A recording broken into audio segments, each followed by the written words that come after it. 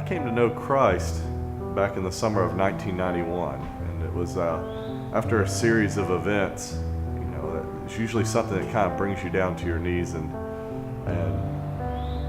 makes you kind of question things. I was 11 years old, and I almost died. I had an incident where actually I was told I probably should have died. We were on a family vacation out in New Mexico, and I had a ruptured appendicitis, and my mom was late on figuring it out. And the experience that happened out there, the night before I went to the hospital, my parents were washing clothes. It was about midnight. I'd had a rough last 4 or 5 days, but I started feeling better that afternoon. And I got in the shower at midnight. I went back to lay down.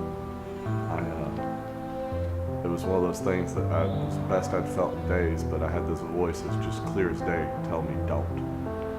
And a panic switch got hit.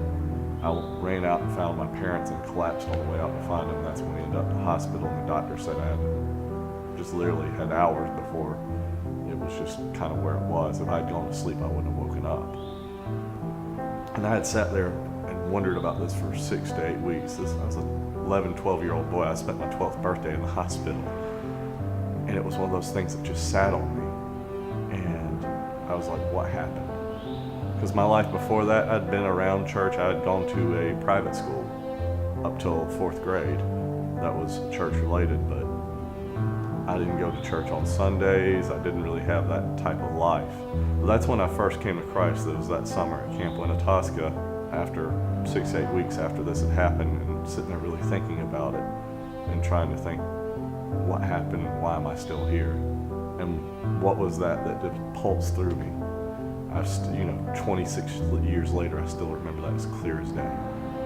I would get involved in several other churches, actually advance up into, I was a junior deacon at a Presbyterian church during high school. I was very involved, and if you had asked the youth minister, they were almost certain I was going to be a politician or a preacher.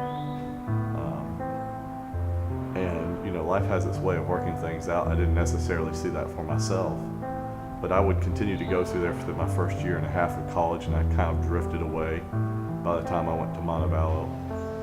And it wasn't anything to do with Montevallo, I just never really connected with people, a church family down there. And so over the next 10 plus years, I would go in and out of churches. I would kind of get around, get involved a little bit, but I never made that connection. So after time, what happens is you just kind of drift off. If you don't have a purpose with people, if you don't feel like you belong, you're not going to keep going there.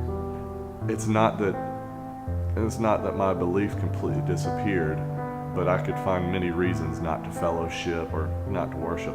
I'm one of those people that church, at different points, I got hurt in church through people. It was never church itself, but people are people, and we're prone to sin, and we're prone to hurt others, whether we intend to or not. And so during this time, I could find many ways to rationalize why I wasn't going on a Sunday. I could find better times to do my time on Sunday, or because I knew once I got back involved, it would start going in a different direction, and I could make all these excuses in my head to be away. Well, the difference in my life is that there's certain longings that are still there, but I feel a lot more fulfilled. I feel like I'm advancing towards a purpose instead of just treading water.